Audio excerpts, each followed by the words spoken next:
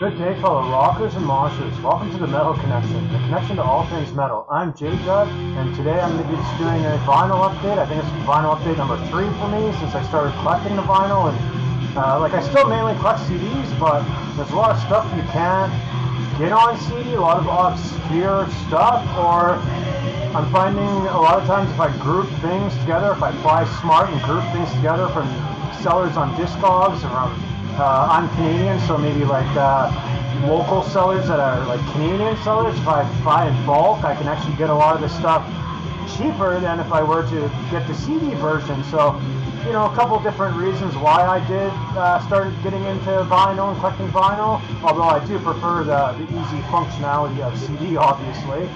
But yeah, I'm going to take it's actually quite a big haul here, 20, I think 20, 25, something like that. So I'm going to try to rip through all these. I'm playing some badass hardcore punk in the back, Squandered Message, not what's in the back there. I should have put what's playing in the back, but whatever.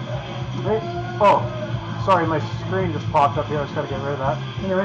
Anyway, first up we got, it's kind of interesting to think that here we are 30, 40 years later, and Led Zeppelin is still a highly regarded band and still highly collectible and still valuable. Just the seller that listed all these kind of listed them all very cheap. I practically stole this from him at such low rock bottom prices. That is kind of sad that they stuck the sticker right on there, but you know, we've all been there where they stuck the sticker right on the fucking vinyl. On the sleeve, sorry. I just can't believe that. But anyway, we got Led Zeppelin, badass. Obviously, anyone's familiar with Led Zeppelin. Next up we got Cream. I got I think it's the second Cream album, Disraeli Gears. This is an amazing album. I play this, don't need to skip a single song. Incredible, really cool cover, hippie cover. And on the back I got a nice blues man here, Johnny Winter, Saints and Sinners. And this sounds so modern for its time. It sounds very modern. This is an incredible album. That guy was really doing some good stuff there, which is kind of blues rock, I'd call it. Next up, we got classic Steve Miller's band, Fly Like an Eagle. Again, a lot of these stuff came from one or two sellers where I just ordered a big whack load, and actually one of them was like if you hit a certain price point, you get free shipping on it. So it was kind of one of those things like, hey, you spend $80 and get free shipping, and a lot of these were like $5 each. So it's like, fuck, that's how I loaded up on a bunch of these, like $5 each, and then free shipping. I got even more for free. It's just a great deal. If I were to try to get some of these on CDs, I'd be spending a lot more than $5, right? So they got Steve Miller's Fly Like an Eagle. We got Canadian band Helix, No Rest for the Wicked. I will say I hate this cover, but the music's good, so I'll get over it, right? But, you know, I hate the blue pajamas. I hate the look I hate the face that he's making, that little pouty face. I hate pouty people when they pout, so that's probably why I hate this cover. I hate that pouty face. And obviously those little dinky horns are stupid. That tail's obviously stupid, but whatever, the music's good, I can get over it. Got a really cool hard rock, metal, light metal, AOR, kind of a mix of all those three. We got China. I think this is 83, 84, something like that. I think I've already shown I got Anvil in the back. I think I've already shown that on my previous one, but so I'm not going to show that again. But China, this album is really good. There's actually some of these songs are so catchy. It feels like I heard them when I was a kid, like they're like stuck in my brain, but I don't know. There was one song where I asked someone, was this a hit song? I feel like I've heard it hundreds of times, and I don't think they ever did out a hit song. So if they have some of these songs where you like think you've heard them before, like they're like catchy. But next up, we got a really cool crossover band, Paranoia. I believe it's 1989. Yeah, 89. And this is crossover thrash. Like I'm telling you, you're kind of stuck inside your metal box, metal bubble. This is crossover thrash. It's fast, it's aggressive, it's in your face, but there is some thrashing going on. I'm not lying to you. This is crossover thrash. So if you want to step outside your box and try some different stuff, highly recommend it. And obviously, this really cool kind of cartoon, kind of comic book type cover is really rad too. Almost looks like it could have been, almost looks like it could be Pusshead. It's not, but it almost looks like it could be kind of cartoony like that or something like that, right? We got Bodine 3 times running. I'm going to assume it's their 3rd album. That's probably what they're calling number 3. And I have listened to this a few times, but I haven't listened to it since it showed up. And yeah, this is just really good standard kind of heavy metal, early wave of heavy metal. I believe it's 1984 on this. I'll check the back. I have something on the back as well, so I think it's 84. It does say recorded in 83, so yeah, it probably came out in 84, something like that. I meant to listen to it before, so I had a better description.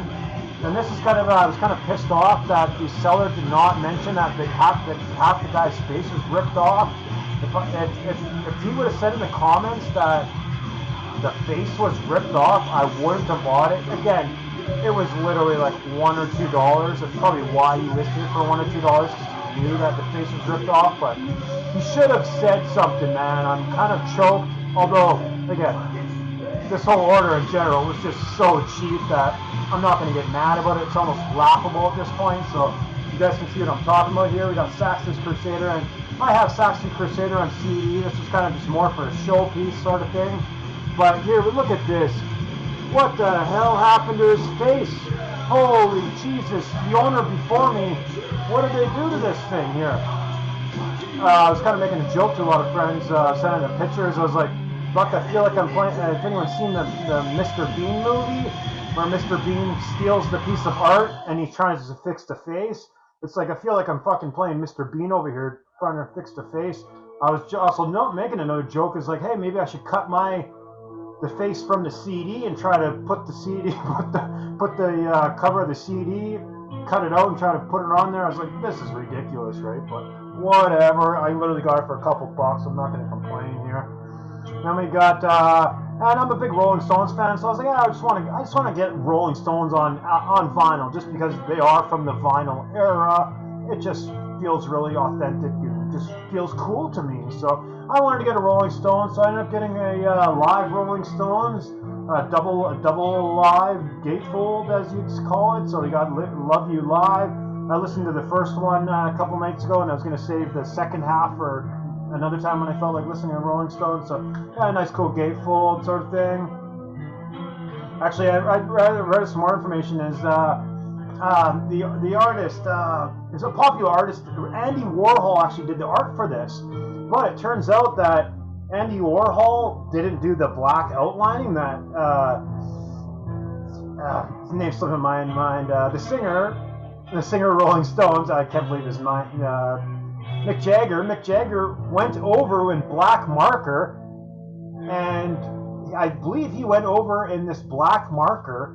And when Andy Warhol found out that he altered his art, Andy Warhol was just furious. I heard he was just pissed off. So yeah, it's something along the lines of Andy Warhol submitted the art, and then Mick Jagger went over with this black marker and kind of outlined a bunch of stuff, and Warhol was pissed. So that's kind of some cool little history going on that some people might not know about that. And yeah, that's really cool. Andy Warhol, right? Everyone's kind of heard of him.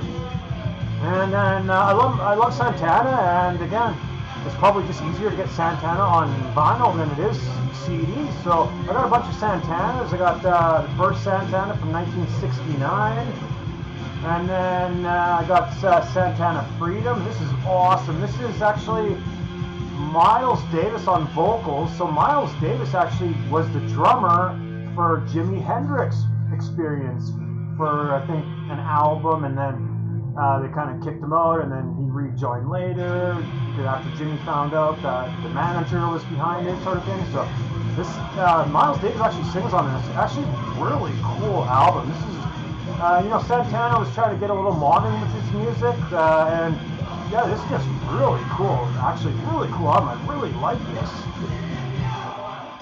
This is from 87, I believe, so you can understand what I'm trying to say was, as Santana was moving into the 80s, he was trying to be a little more modern with his music, up to the time, so to speak. So this is really cool, kind of funky rock music, if you call it that, funk rock. But I like that Miles Davis connection where he's connected to Jimi Hendrix. He drummed for Jimi Hendrix, right? So, and then here he is singing for Santana 20, 30 years later. Just really cool history stuff. And then I got Aerosmith, Rockin' a Hard Place. Actually, that's how I ended up getting an order from this guy. Is I realized I wanted Aerosmith, Rockin' a Hard Place on CD. So then, as I started searching for the CD, I don't know, I kind of came up on the vinyl somehow, and I was just able to get the vinyl cheaper than I would be on CD. So, and then as I started searching through the seller's list, we call his what else he had for sale. I just started adding, and next thing you know, it said free shipping, and I'm like, fuck, I can get all these records for $80. I can get like 12 records for $80 Canadian, right? So I was like, damn, that's freaking cheap. So boom, pulled the trigger on that, got them all in here, and yeah, that's kind of what sparked all this kind of order. Aerosmith, Rockin' a Hard Place, and then this is the one without Joe Perry, but still a great record nonetheless. Actually, that's originally why I sparked that one, because I wanted that on CD, but I got it on vinyl now. So we got really cool punk, hardcore. Probably it's more standard punk. I forget the year on this.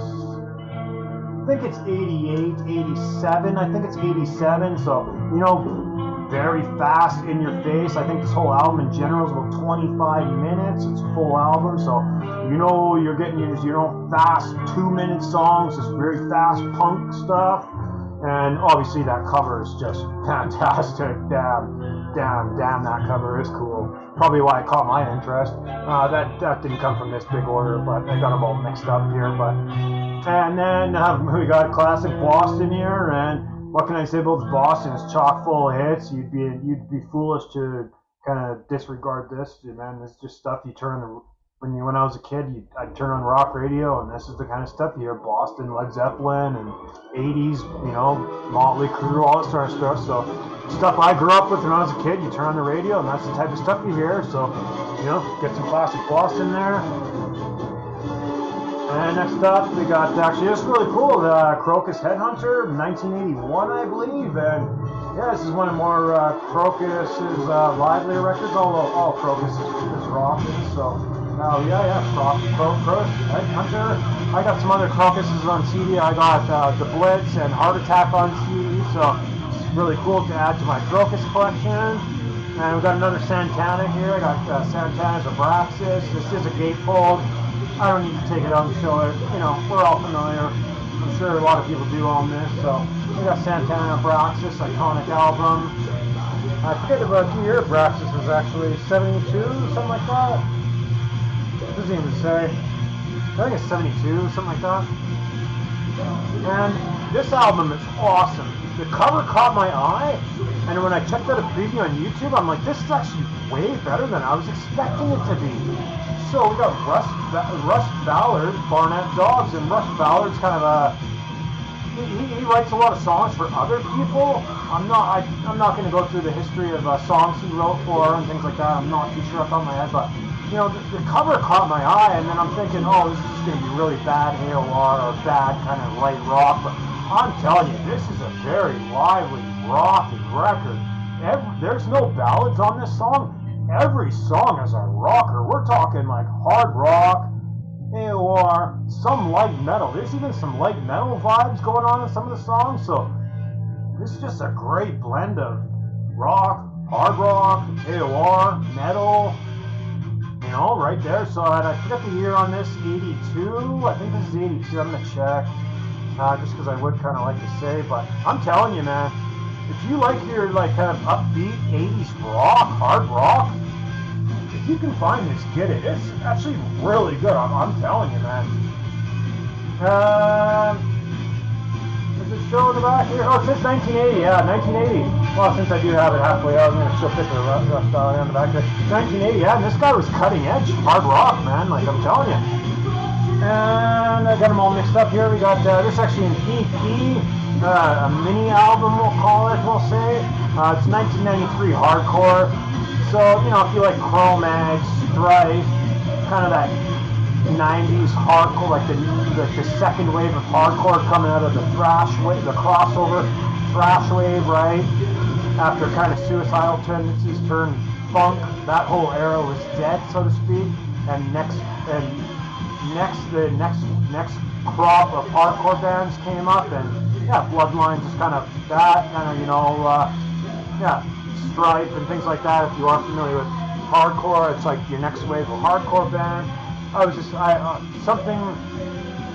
wanted something really bad, and I was just able to add that to my order or whatever, cheap.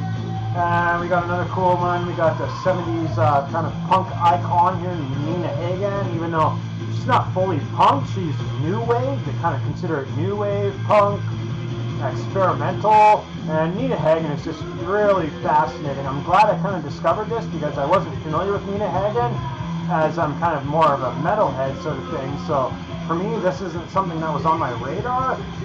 The cover just kind of caught my eye. I checked it out. I was like, hey, this is I kind of like this, right? She's kind of very out there, and Nina's super fascinating. She does everything. She screams. She screams with like a very deep, manly type voice. She does opera. She does punk rock. She does everything. So Nina is super fascinating. I found myself watching a bunch of interviews with her, and I'm telling you, like, there's an interview with her where Don Rickles is on the show, and Don Rickles was sitting right beside her and chiming in on the interview, and even Don Rickles is thinking, wow, this chick's whacked out, right? Like, she's really out there, I'm telling you. And like every interview she does, she always mentions UFOs, and yeah, Nina Hagen, I don't think was like joking or like, I'm sure she was acting she was playing some of it up, but I think she's truly batshit crazy. And when you know someone's batshit crazy, that almost gives them like a very authentic thing about them, because they're not just pretending or faking. Like, she is dead serious. Like, she is batshit crazy, and that just adds to the whole artistic nature of her, right? And she's fascinating. Again, if you like anything that I'm saying about this, go on YouTube and just check out old Nina Hagen interviews, and just you might get into her. Again, she's just very fascinating. I find her supremely fascinating. I'm still watching interviews on her and just totally getting a kick out of her. And there's actually on the back as well is I got an Alice Cooper Goes to Hell, and to be honest, I own a ton of Alice Cooper, but this is one album I actually never heard in full in my life. It was just Alice Cooper has like 30, 40 albums, so to pretend like you could be familiar with every single one might be a little difficult unless you're an Alice Cooper nut. I am an Alice Cooper fan, but this one just slipped underneath my radar. I never actually heard it. There's a few skippers on this album. I guess this is more actually, a friend mentioned this is a concept album where, you know, Goes to Hell. It's kind of like this whole kind of concept that he had in his head. You know, obviously he was a little whacked out, so obviously there's some of that going on as well. But there's some skippers when I did listen to it. There's some songs I couldn't bear, but other than that, it is a pretty interesting psychedelic rock kind of out there album. There is a bunch of good songs though, for sure. So that was kind of cool to finally hear it in full for the first time in my life. Now we got Headpins' first album, Turn It Loud, from 1982, and yes, really nice early wave of heavy metal, Canadian, but female fronted. I'm sure a lot of people are familiar with Headpins at this point. You know, they had some MTV music videos back in the 80s and things like that that made them popular. And yeah, Doug Mills was kind of a cool, kind of spunky type singer, and just like really nice hard rock, maybe a touch of metal, not really, it's more just kind of standard hard rock, cool hard rock. And, well, I got the other Headpins on the back, but I've already shown that on a previous one, so I don't really need to show that, even though I obviously did. So I got both Headpins records. And last but not least is, I've wanted this album for a really long time, and in my eyes, it's rare, it's hard to get, especially on CD. So when I recently a seller listed it, fairly good price, and the shipping was pretty good from Germany, and I I took a chance on it, even though it wasn't tracked, or else the tracking would have added probably another $5-10. But it's like, you know, I'm just gonna take a chance on it, $20. Well, with shipping and everything like that, Canadian anyway. But I'm super happy to get this. I've been wanting this album for a while. The very first Prong album, Force Fed, badass crossover thrash. Prong's probably one band where I'm kind of one of those like,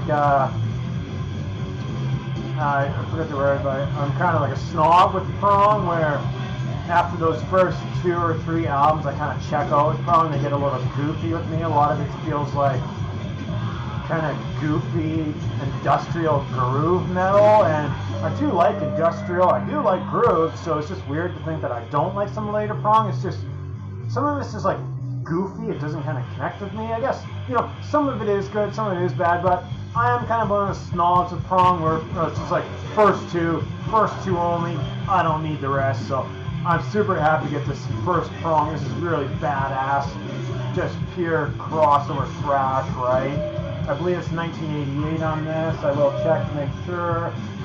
It doesn't show the year on the back, so I'm just going to have to take my own word for it. But yeah, super happy to get that. That's an album I've been wanting for a while because in my eyes it's just becoming more harder and harder to get because that's not get reissued. That is the reason why it is so rare, because it was on Spigot Records and they obviously would have died, and I don't know if Prong has the rights to reissue it. They obviously don't, because as far as I know, it's never really been reissued, so that is why it is becoming very hard to get. So super happy to get this, and there we go, we got our update there. Thanks for watching, subscribe, mosh, see you later.